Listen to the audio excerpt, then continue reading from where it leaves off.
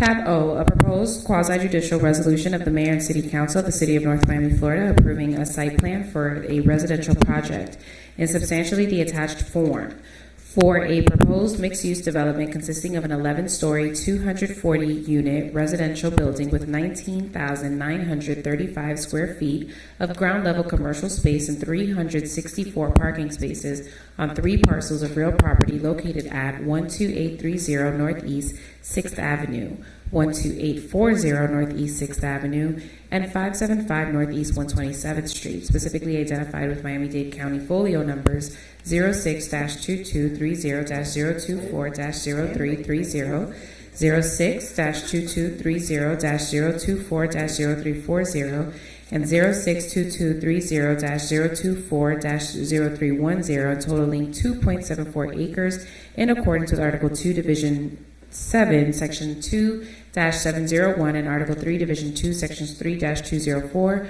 through Sections 3-206, and Article 3, Division 3, Section 3-302 of the City of North Miami Code of Ordinances, Chapter 29, entitled Land Development Regulations, providing for an effective date and all other purposes. Tab O. Thank you. Once again, for the record, Debbie Love, Development Services Department Director. As Madam Clerk read, it is a site plan approval for a residential project. You all saw this before at the CUP. It is the location, as you can see up on the screen, is on 6th Avenue and also on Northeast 127th Street. There are 3 parcels in total of a little less than 2.5 acres. It's currently developed with a private school, a church, and a single-family residence. Some of the parcels that's multiple zoning for these parcels. R2, C3. It's also within the former NRO. On the PCD, on the future land use, it's low-density residential. CBC, the NRO, former NRO, along with the PCD. And in the NRO, and this is important because as you approved for the CUP, this was one of the projects that was in the pipeline prior to the NRO being removed. So they are vested. You all had approved them under the CUP back in July via Resolution 2024 R109 for this project. This project has now come back before you for site plan approval. As a reminder, the project is, as again, what you saw at CUP, it's essentially the same. 11-story, 240-unit residential mixed-use building with 19,935 square feet of retail space. That does have a great frontage for activation of the street. There are fabulous canopies for shade. It is well designed. Staff is very supportive of this project. It's certified green building. And it does have those typical enhanced stormwater requirements as well as 100% Florida native vegetation as required under the CUP. The DRC approved it on 1/2 of this year to some of the conditions. Again, as you can see, this is the frontage. You'll see that they have to maintain a 10-foot wide sidewalk along Northeast 6th and 6 foot along Northeast 127th Street. Undergrounding all the utilities, LEED certified or national equivalent certification. They do have some low impact development activity commitments that they made at the CUP that have been incorporated into the site plan. One of the conditions that they will have to unify the parcels. Again, this is from the DRC approval. And with that, that is the end of my presentation. I believe the applicant is here to make a brief presentation for you as well. Let me pull up their PowerPoint.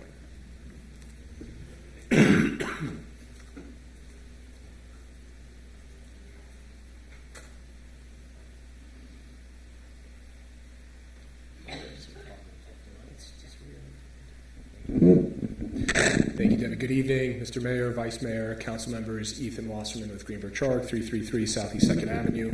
At the Mayor's request, we'll move through this very quickly. This is the second time you are seeing this project. So as Debbie discussed, we went for Planning Commission, gave a recommendation of approval in the summer of last year. This body approved this conditional use permit allocating the density and certain massing to the site in July. We went for technical review through DRC, that was completed, and now it's presenting before you all for final site plan approval. Just to reframe where we are, we're on 6th Avenue. This is a true mixed-use area. Directly across our street is a Publix. There are several commercial venues, restaurant, banks, and other retail options surrounding us. Our northwest neighbor is a mosque. Our southwest neighbor has an approval for a multifamily housing project.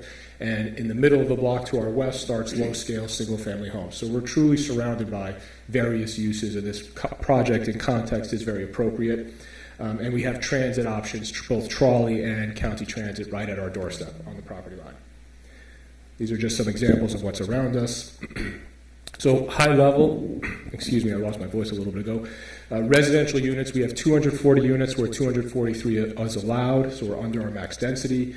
We have about 20,000 square feet of ground floor commercial activation, which is extremely important in your zoning code. And as Debbie has impressed upon this body many times, you need that to have strong pedestrian activation. We want large sidewalks and we want an active frontage. We're at 103 feet where 110 feet is allowed, so we're under our max height. And one of the biggest features of this project is we have 29% open space where 20% is required. That's because we have an approximately 10,000 square foot park. Almost a single folio of our property is being used as a public park. And for a project of this size, you don't really see that often. And of course, we satisfy our parking requirements. One of the questions you all typically ask is what's the unit mix? So we're ones and twos, but heavily weighted towards the 2-bedroom units. We have about 62% 2-bedroom, so whether they're family-sized units or work-from-home units, the target clientele is the 2-bedroom option. Debbie already showed some of the renderings. Here, there's a lot of information on the slide, but the point here is we have 2 vehicular access points on our northeast corner and our southwest corner, so we distribute traffic, but internally you can access any part of the project through either driveway. And then in between the 2 driveways, which are really the bookends of our project, is full activation, so ground floor lobby and retail space running the entire length. And if we were to zoom in, you could see the large sidewalk space being provided both on our east and our south. This is an example of our sidewalk. You see the massive width. A family can walk down the sidewalk comfortably while there's still activation and use at the retail frontages. This is to show the setbacks. Very early on in the design, we recognized to our west is a lower scale residential community. And so what we've done is pushed the entire tower. We have a 3-floor podium, and then the rest of it goes up to the 103 feet is pushed all the way east, away from the residential community, the lower scale residential community. So we have anywhere from 80 to 120 feet setback at this location. It's a very large setback where only 25 feet is required from the west. So what makes this project special or different? It's really our community benefits package. First, I'll show you the park. So it's about 10,000 square feet. We are responsible for insurance and maintenance. We will have lighting, benches, and a significant amount of landscaping. It's a passive park. You could sit and enjoy the outdoors. One of the comments that came up in our public outreach was it's currently not shown as fenced in. And so what do we do if we have security concerns down the line? So what we would suggest is that we reserve the right to install security fence if needed. So typically when you have a waterfront or other access, you restrict it at nighttime. So there's not a lot of use in the park at night. We didn't show it in the plans, but I think it was a good suggestion that we have the ability in the future, if there are security concerns, we can gate it with appropriate restrictions through staff. This is an example of what that looks like in a rendered form. Local source hiring. This is my client's second project. They just had a groundbreaking a few blocks away. We target a minimum 10% of local source hiring. Sky's the limit. Our community liaison specialist has always said, we can have the jobs available, we have to have qualified applicants. So what we do is we have a website open and we try and help applicants make sure they have the appropriate licensing and insurance and other sub requirements so that when they apply for the jobs, they can qualify. Andre has done a good job educating the community. At both community meetings, we've offered resources on how to help the local subs be eligible for these jobs. Last but certainly not least, this is a live local project, not for zoning purposes. We opted to go through the public hearing process. This is, again, my client's second project. They know how important it is to go to the community and present the project before you all, but we are taking advantage of the tax benefits under the Live Local Act application. To do that, my client is targeting around 80 to 90% of the units in this building will be income restricted. So that's workforce housing up to 120% AMI. This is one of the largest numbers I've seen on a private applicant, a private development. Usually we're used to seeing in the 10 to 20% range, and this is up to 80 to 90 is where we're targeting to land. What does this mean practically? Our one bedrooms, and I know the Vice Mayor, this is something always important to you on every project we bring forward. The one bedrooms are targeted in the $2,100 range, depending on the size of the unit, and the two bedrooms will be in the $2,600 range, depending, again, on the square footage of the unit for brand new construction. Lastly, economic benefits. This is all in your package, but a significant amount of revenue source for the city in terms of permit and impact fees, as well as job creation. So as promised, that's the full presentation. I'd like to reserve some time for rebuttal, and of course, we're happy to answer any questions you may have. Thank you so much. And we have one card. Ms. Veronica Guzman, please come forward. And after that, that'll be the end of public hearing. We'll go. Madam Clerk here. Veronica Guzman, 540 Northwest 127th Street. I honestly don't know how I missed this item because I would have spoke on it before. I just have three concerns. The building next to it is only 2 stories, and I feel like 10 stories or 11 stories is a little bit aggressive. Diagonally, it's 3 stories. I feel like for the area, it's too much. West 60 Highway going southbound was closed off, so now all the traffic will be forced to go down Northeast 6th Avenue. I appreciate the public park. That is a nice benefit, but I just wish that going forward, like we do try to build to scale to the neighborhood so that we are not encroaching on our fellow residents and neighbors. Thank you. Thank you so much, Ms. Guzman. And Mr. Attorney, tonight we are doing what exactly so that the public will understand? Well, this project's already been approved, so all you're doing is the site plan, just reviewing the site plan. Thank you so much, sir. With that being said, I move for approval. I'll second it, but I'd like to... Sure. Oh, it's your district. Yes. Thank you. So thank you so much for the presentation. You're saying the AMI is up to 120, so how low will you go? It's up to, residents are eligible for these benefits up to 120% of AMI. So I thought it was going to be... my understanding was like 70% AMI. No, of the units, we're going to restrict about 80 to 90% of our units. So call it 180, 200 units in the project will be income restricted up to 120% AMI. Okay. And then the community benefits, so just so the public understands, we're not getting any tax dollars from this because you're doing the Live Local. You just decided to come in front of us with the administrative, not to waive your administrative rights and just come in front of us, correct? We came to present the product, yes. So for the community benefits outside of the park, what is the community benefit that you propose? A public proffer of serious income restrictions is I'm sorry? The affordability requirements of the project. It's not a market rate project. We have about 80 to 90% of our units are income restricted. That's a very large percentage. Typically, when you come for, let's say, CRA funds, there's a 10% to 20% proffer or ask. This is a humongous increase from that proffer. And how long will the tax credit? To qualify, I believe it's a 30-year requirement to be eligible for those tax benefits.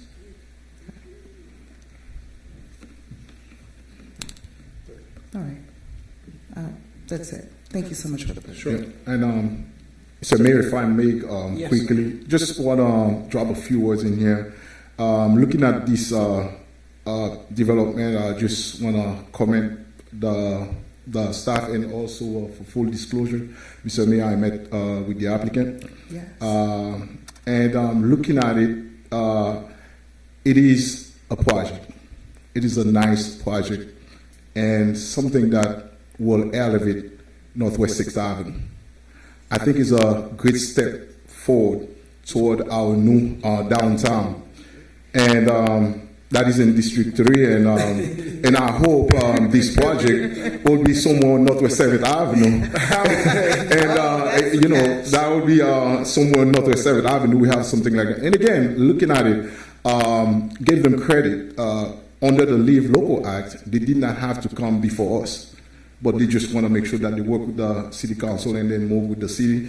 And I say thank you for that. Looking at the project, it is not a box. It is not a dump. It's a real structure that will bring beauty, and they are not asking for CRA dollars. So it is something that we should applaud, and I just want to say thank you. Just want to add a few words into it. Thank you so much, Madam. I think it's been called and moved. Right. I have to say. Go ahead, Councilman Byrne. I met with the principals and with Mr. Pierre for them to explain the project, because this was already approved prior to I coming on the dais, but they did come and explain to me what they had proposed, what they had been approved. And thank you for addressing in the future, and maybe it's something we need to look at, when we ask people to have open space, and it's really nice and important, but it's sometimes 5 years, 10 years down the line, if it becomes a nuisance to our police department or so forth, the applicants should always have the ability to come back and say, listen, we try to keep it open, but we're having a problem with break-ins or whatever the case may be, no matter where the project's being built. But I got to concur with the councilman about the fact that you're coming in here and building such a nice project on Northeast 6th Avenue, and you went through the tedious process of our process, and that you guys are here today. So, thank you. Indeed. Thank you so much, Madam Clerk. One second. I apologize. I need to disclose. Yes. Had ex parte communication with your client. That is correct. Madam, I don't Council believe we Commissioner- met, but I yeah. know I did attend the groundbreaking, and he discussed it briefly that this yeah, I project don't was think coming. that count, the ground. And I know we probably talked months, or if not, sometime months, Yeah. nothing in recent in terms of that, at least within the couple of months about the project, but it is I didn't support it the first time, but after I see this and all that, this is very, very nice, and thank you so much. Thank you. In terms of that, thank you, Madam Clerk, we're ready. I have a motion made by Mayor Desilme to approve the item at tab O. The motion was seconded by Vice Mayor Estimé Urban. All in favor? Aye. Any opposed? The item passes with a 5-0 vote. Thank you all. Have a good night.